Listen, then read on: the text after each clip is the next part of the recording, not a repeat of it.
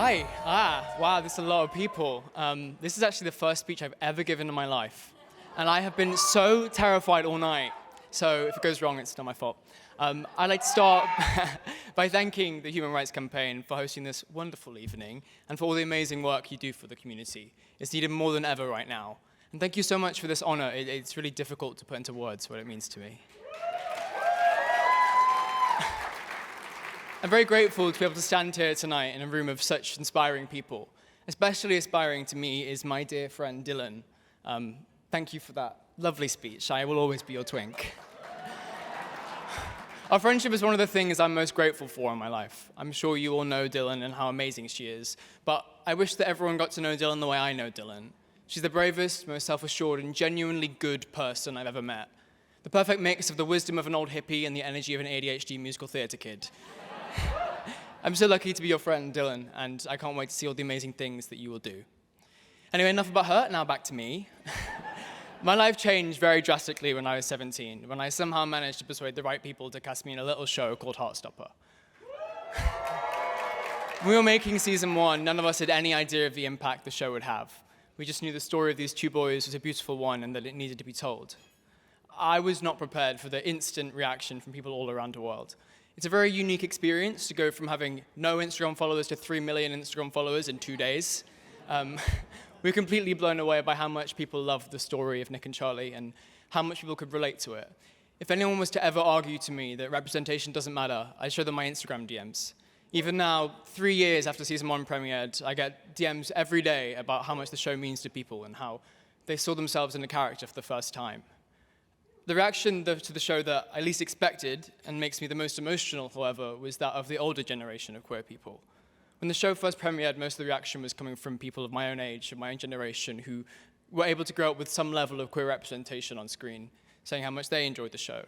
It wasn't until a few weeks after the show came out that I started noticing people who didn't have the luxury of growing up in a more tolerant society express the melancholy that they felt whilst watching the show.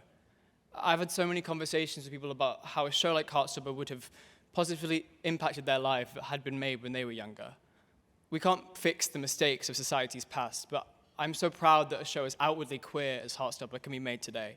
And I hope with every fiber of my being that we never return to a world that young queer people can't see themselves represented in the media that they consume.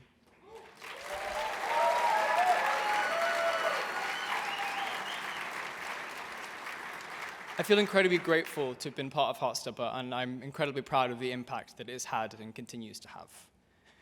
I grew up on a tiny island in the UK called the Isle of Man, which none of you will have heard of. It's a beautiful place that's known for a big motorbike race and also a place where you don't pay taxes. So there's a lot of rich people there. I feel very lucky to have grown up there. It is very beautiful, and it's the kind of place that you don't lock your front door and the only news articles are about the one break-in that happens once a year. Being a teenager in the Isle of Man, however, is less fun because you'll go to the shop and try and buy a bottle of vodka when you're underage, and your mum will find out about it before you even got home. When I realized I was gay, I became interested in the history of LGBT rights in the island. The Isle of Man legalized homosexuality in 1992, which was 25 years after the rest of the UK. The law would have remained unchanged for much longer if it wasn't for the actions of a man called Alan Shea. None of you will know who he is. He's a normal man from the Isle of Man who still lives there with his husband, but to me, he's my hero. In July 1991, on the Isle of Man's National Day, Alan wore a pair of striped pink pajamas with a pink triangle on his chest to deliver a petition to the Isle of Man government to demand the legalization of homosexuality. He delivered his petition in front of thousands of people hurling the most awful abuse at him. His extreme act of bravery, placing himself directly in front of the people who denied his right to exist, was instrumental in the law being changed. Alan did not use his actions to get attention. He's not famous. He acted because he knew it was the right thing to do. His bravery is a clear example of how the right thing to do is often also the hardest thing to do, something I think we should all remember right now.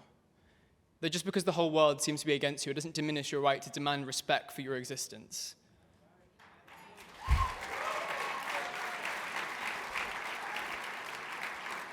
Since Alan's protest, the Isle of Man has come so far in its acceptance of queer people. In fact, Alan and his husband were guests of honor to the island's National Day in 2021, 30 years after his protest. I'm proud to be from the Isle of Man, and I'm proud of my home for the progress it has made and continues to make. Thank you again to the Human Rights Campaign for this honor, and I promise to continue to use the platform that I've been given to do the right thing, not the easy thing. Thanks.